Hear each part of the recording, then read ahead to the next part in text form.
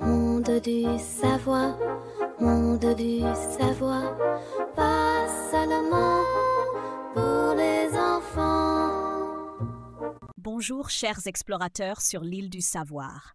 J'ai décidé de partir avec vous sur la piste d'une image colorée qui promet une réponse simple à la question. Où ressentons-nous les différentes saveurs sur la langue? J'ai voulu montrer comment notre perception du goût fonctionne vraiment et ce que les recherches en disent.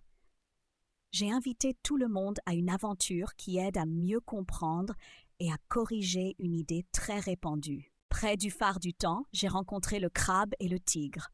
Le crabe a expliqué que le bout de la langue serait le royaume du sucré, les côtés seraient responsables de l'acide et l'arrière surveillerait la mer. Donc, il suffirait de tourner une sucette du bon côté pour que chaque goût fonctionne comme un interrupteur. Le tigre a ajouté que si du miel touche seulement le bout de la langue, le goût amer disparaît complètement, car le bout aurait soi-disant des portes anti-amertume et le salé se sentirait surtout sur les bords. Ces idées m'ont fait sourire, mais j'ai expliqué simplement que toutes les saveurs de base sont ressenties sur toute la langue et aussi sur le palais. Il y a des endroits un peu plus sensibles, mais il n'existe pas de zone de goût séparée. Près de la source des histoires, j'ai rencontré la tortue et l'ibis.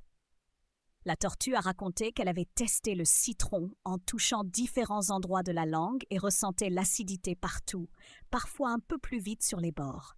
Pareil pour le sel et le sucre. Les sensations apparaissaient sur toute la surface. L'ibis a ajouté que le bouillon et la tomate donnent une sensation d'umami, peu importe l'endroit, et que l'odorat ainsi que la température du plat influencent aussi le goût. Donc, un nez bouché ou un aliment très froid affaiblit les sensations. J'ai résumé que leurs observations montrent la réalité. De nombreuses papilles gustatives sont réparties largement et les différences de sensibilité ne créent pas de petites îles séparées. Dans le bosquet des questions, j'ai rencontré la panthère noire et le paresseux. J'ai voulu tester leurs connaissances et j'ai demandé ce qu'ils savaient sur la carte des goûts sur la langue. La panthère noire a répondu que les recherches ont montré que toutes les saveurs de base sont ressenties sur toute la langue et aussi sur le palais et que l'umami en fait partie. Les différences entre les endroits sont minimes et ne signifient pas une exclusivité. Le paresseux a ajouté que la carte colorée vient d'un vieux malentendu. Des graphiques de sensibilité ont été mal interprétés comme une division stricte, mais des études plus récentes ont confirmé que c'est un mythe. Je les ai félicités pour leur connaissance et j'ai résumé qu'en science, la langue n'a pas de zone de goût, mais un réseau dense de papilles gustatives aux capacités similaires sur toute la surface. Chers chercheurs, aujourd'hui vous avez découvert un fait important.